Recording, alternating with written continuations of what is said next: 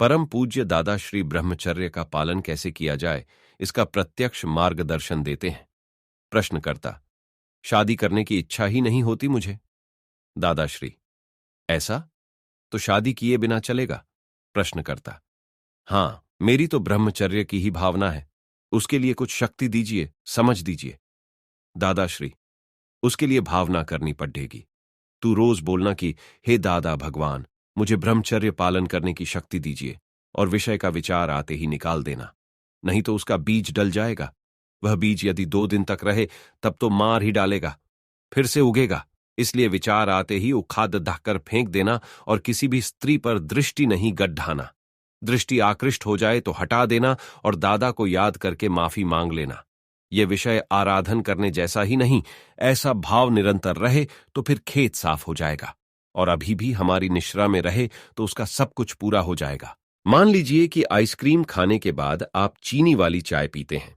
पीते ही आप तुरंत बोल पड़ी डीडीए छेगे, यह चाय तो फीकी है। आप जानते हैं कि चाय में चीनी तो डली है, फिर भी आपको चाय फीकी क्यों लगी? क्योंकि आइसक्रीम में चाय की अपेक्षा ज्यादा चीनी होती है, इसलिए आपको चाय में चीनी का स्वाद नहीं आया।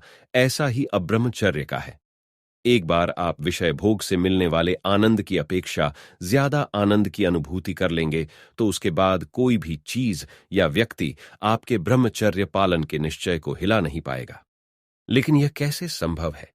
इसमें ज्ञान विधि द्वारा खुद के शुद्धात्मा के अनंत सुख का अनुभव करने के बाद विषय विकार में सुख है, यह मान्यता टूट जाएगी, इसमें कोई संदेह नहीं। दादाश्री: मैंने जो प्रयोग किया था वही प्रयोग इस्तेमाल करना। हमें वह प्रयोग निरंतर रहता ही है। ज्ञान होने से पहले भी हमें जागृति रहती थी।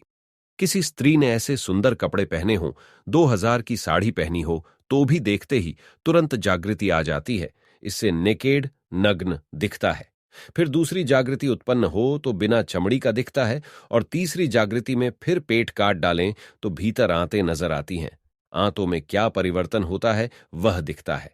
खून की नसें नजर आती हैं, अंदर में संडास नजर आती है। इस प्रकार सारी गंदगी दिखती है।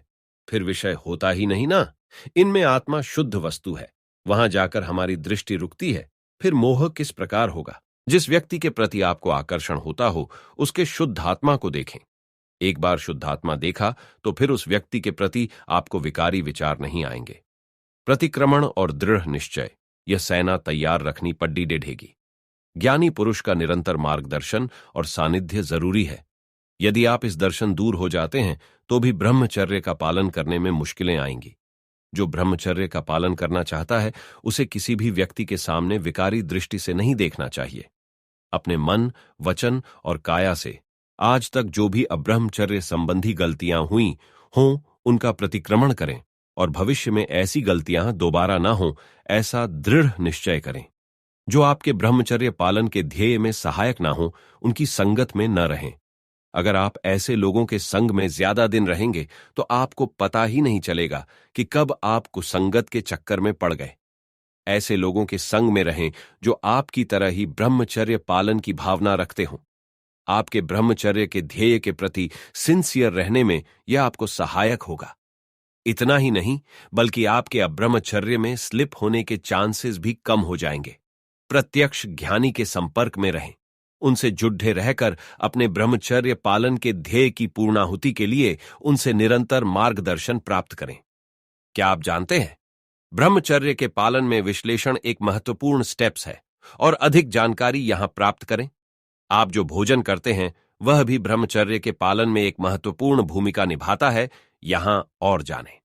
जो ब्रह्मचर्य का पालन करना चाहता है वह हमेशा सतर्क रहता है, चाहे परिस्थिति कैसी भी हो। उदाहरण के लिए, जब कोई व्यक्ति जो 4 दिनों से नहीं सोया है, जब वह कुएं के किनारे पर बैठता है, यदि वह कुएं में नहीं गिरने का दृढ़ संकल्प करता है तो वह नहीं करेगा। जागते रहेंगे ना। जिसे ब्रह्मचर्य पालन करना ही है उसे तो संयम की खूब परीक्षा करके देख लेना चाहिए, कसौटी पर कसकर देख लेना चाहिए, और यदि ऐसा लगे कि फिसल पड़ी डढ़ेगा तो शादी कर लेना अच्छा है। फिर भी वह कंट्रोल पूर्वक होना चाहिए।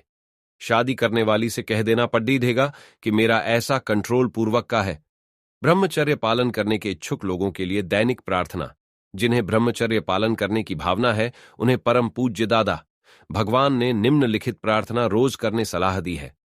हे भगवान, मुझे किसी भी देहधारी जीवात्मा के प्रति स्त्री, पुरुष या नपुंसक, कोई भी लिंगधारी हो तो उसके संबंध में किंचित मात्र भी विषय विकार संबंधी दोष, इच्छाएं, चेष्टाएं या विचार संबंधी दोष न किए जाए, न करवाए जाए या कर्ता के प्रति अनुमोदना न की जाए, ऐसी परम शक्ति दीजिए। इस प्रार्थना के द्वारा हम ब्रह्मचर्य का पालन करने के लिए, विषय में सुख है वह मान्यता दूर करने के लिए और भविष्य में विषय की इच्छा न हो उसके लिए शक्तियां मांगते हैं।